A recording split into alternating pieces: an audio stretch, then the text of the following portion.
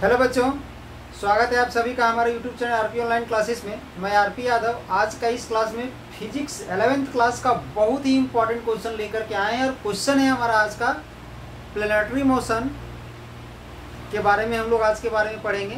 ठीक है, तो क्वेश्चन है Kepler's law of planetary motion. Kepler यहाँ साइंटिस्ट का नाम है और प्लैनेट किसे बोलते हैं ये तो आप लोग जान ही रहे हो। सन के अराउंड, सूर्य के चारों तरफ जो घूमता है उसे हम लोग प्लैनेट कहते हैं। ठीक है, तो जो प्लैनेट जो सन के चारों तरफ जो घूमता है उसका मोशन कैसा होता है, किस तरह से घूमता है, किस पाथ में घूमता है। ठीक है, जो उसका रास्ता जो होता है घूमने का, उसका शेप कैसा होता है। ठीक है, उसका घूमने का टाइम पीरियड किस हिसाब से होता है। इन सब चीज़ों को हम लोग आज डिटेल से समझेंगे। और इसी चीज़ों को ले करके केपलर ने एक नियम बनाया था जिसे हम लोग Kepler's law of planetary motion कहते हैं। उसने 3 लॉ दिया था। ठीक है, तो देखोगे सबसे पहले Kepler's 3 laws of planetary motion. तो पहला क्या है, केपलर्स फर्स्ट लॉ जिसे हम लोग लॉ ऑफ ऑर्बिट कहते हैं। यानी जितना सारा प्लैनेट है वो सूर्य के अराउंड जो घूमता है ना, वो एक सर्कुलर पाथ पर नहीं घूमता है, एग्जैक्टली सर्कल में हो रहा नहीं घूमता है। उसका रास्ता थोड़ा सा चिपटा होता है, यानी वो इलिप्स का शेप का होता है। ठीक है, इलिप्स आप लोग पढ़े होंगे मैथमेटिक्स में, इलिप्स का शेप का होता है। तो ध्यान दोगे, every planets move in elliptical orbit. Ellipse का शेप का ऑर्बिट होता है वो। ठीक है, with the sun at one focus. तो ध्यान दोगे, सबसे पहले हम लोग इलिप्स के बारे में जानते हैं। इलिप्स का शेप कुछ इस प्रकार से होता है, ये थोड़ा सा चिपटा होता है। ठीक है, तो इधर जो लॉन्गर जो होता है ना, इधर वाले एक्सिस को हम लोग मेजर एक्सिस बोलते हैं।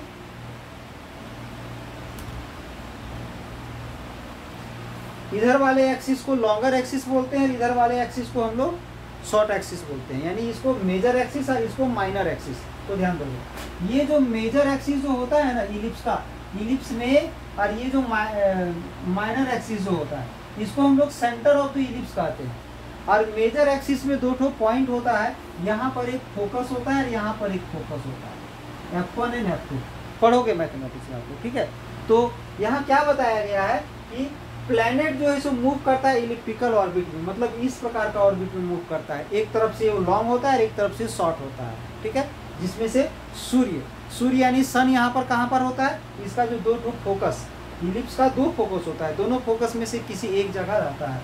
सपोज कि यहाँ पर है हमारा,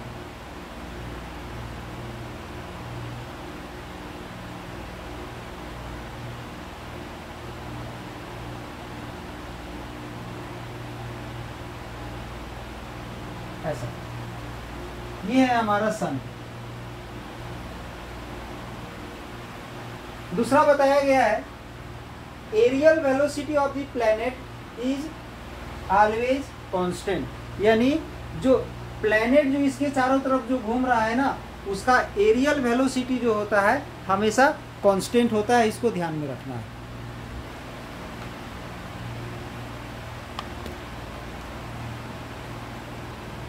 सपोज ध्यान दोगे यहाँ पर, अगर ये इलिप्स है, ठीक है, ये सन है,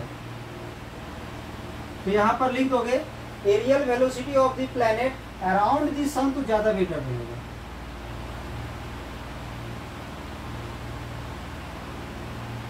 सन के अराउंड उसका एरियल वेलोसिटी, कहने का मतलब ये है, ध्यान दोगे, समझोगे थोड़ा सा।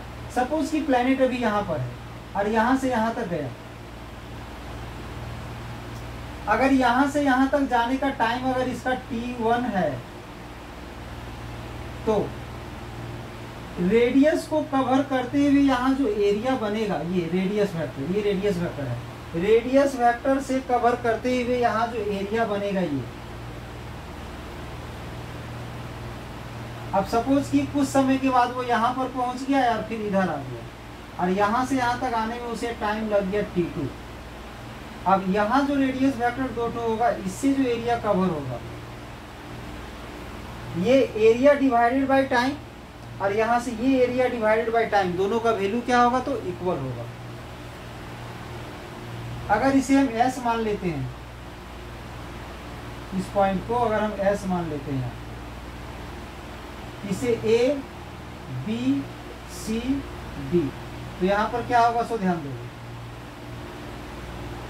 Area ASB